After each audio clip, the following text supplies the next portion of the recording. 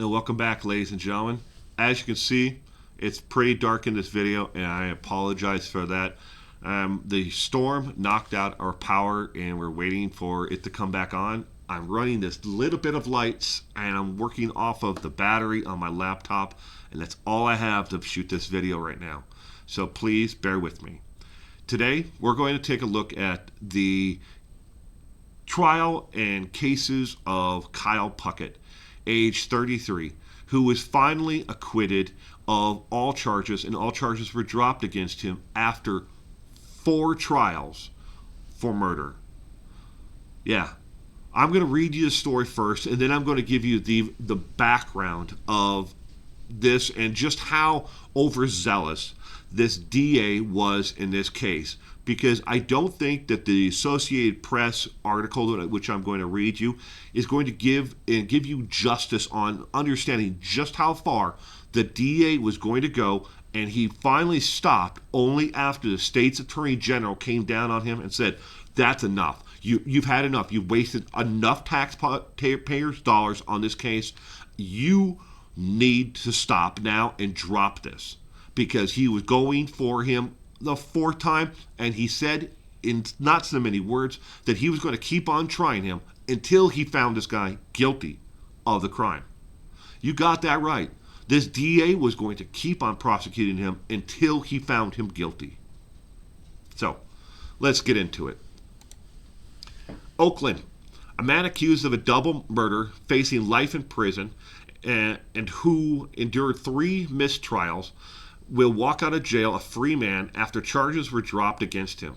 Kyle Puckett, age 31, faced 3 complete trials in the span of 3 years, and in each one the jury could not reach a unanimous decision. Puckett was accused of the deaths of Raymond Greenwood, 20, of Oroville, and Joshua Crouseite, 22, of Fairfield, on October 15, 2011, around 11:40 p.m., in the 1300 block of MacArthur Boulevard in Oakland. The prosecution did not offer an explanation of why the charges were dismissed during the middle of the 4th trial. In all of my cases, this is the sweetest victory of my career, said defense attorney Ernie Castillo in an interview on Monday. When the prosecution announced Monday that the charges were dropped in this case and dismissed against him, Castillo and his client hugged in the courtroom, and there were tears of joy from Puckett's mother, his fiancée, and defense investigators and defense attorneys. We're in shock right now with joy, said Puckett's mother, Amelia Harris, in an interview. Zimpora Cheng, Puckett's fiancée, said she can't wait for him to take their son to the park or to teach him basketball. The little boy is now 4 and was still in Cheng's belly when Puckett was arrested. Did you catch that? His only child, his first child, was born. His fiancée was pregnant and was due the month after his arrest. In the 4 years that all this has been going on, they have refused to allow the defendant, the father, to hold his own son, even for a minute, briefly in the courtroom. He has never been allowed to hold his son until today. 4 years. His son has been on this earth. He has not been allowed to hold his son until the DA finally dropped the charges. And I will get into exactly why the DA was forced to drop the charges again, this time for good. So he will not be trying him a 5th, 6th, 7th, 8th, and 9th time. I'm at a loss for words and just started crying, Cheng said when she heard the news. She said Puckett plans to go back to school, perhaps even law school. He was a sophomore in college at the time. The family will celebrate his return home with a party with the extended family and friends, she said. The prosecution had alleged that a drug deal gone wrong. Puckett and another man, Deshaun Rico, were trying to steal a suitcase full of marijuana from Greenwood and Crouseite, who were cousins. Rico took a plea deal in the case, pleading no contest to one count of voluntary manslaughter and was sentenced and agreed to a term of no more than 11 years in state prison in July of 2016. The two cousins were in town for a baby shower. The cell phone records show that Puckett and Greenwood communicated with each other about the alleged marijuana sale. The defense argued that there was no evidence that any marijuana was actually stolen. Some mason jars filled with marijuana were found in an apartment complex courtyard, but nowhere near the actual shooting. I'll get into that in a minute. Jurors were deadlocked in October, right down the middle, 6-6 for charges of first-degree murder and 7-5 in the second-degree murder in favor of guilty. Castillo said in speaking with the jurors, none believed that he was the actual shooter.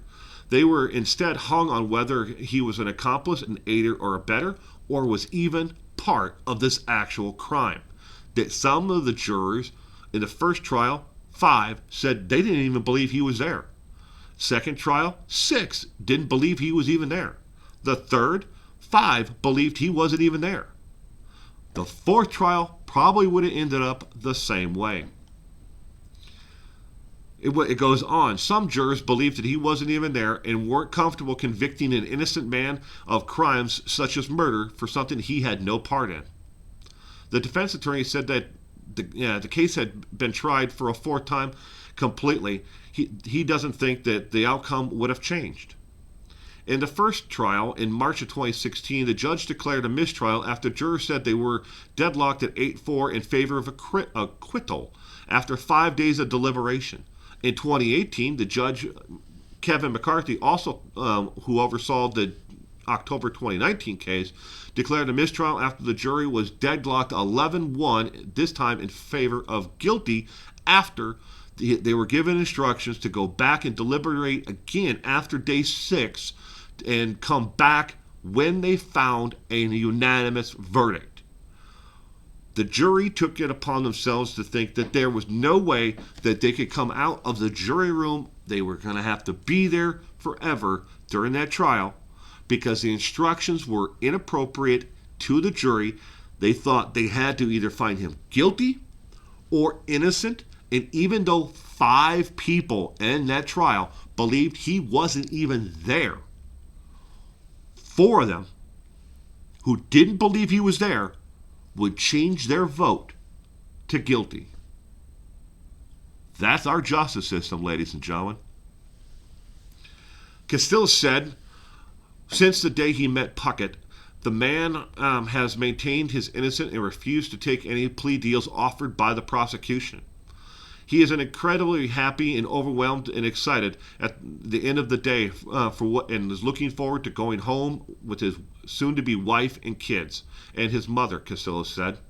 Puckett, who has been in custody for nearly 5 years after having been arrested for these charges in April of 2015, has never had so much as a parking ticket in his life. No criminal convictions, no prior convictions for anything at all, and was an honor roll student in college at the time. You got that right. So, what are the major issues within the actual trial? 1, the prosecution never was able to prove that there was any talk in the conversations between Sean Rico and Kyle Puckett that either one of the two had talked about robbery or stealing it at all.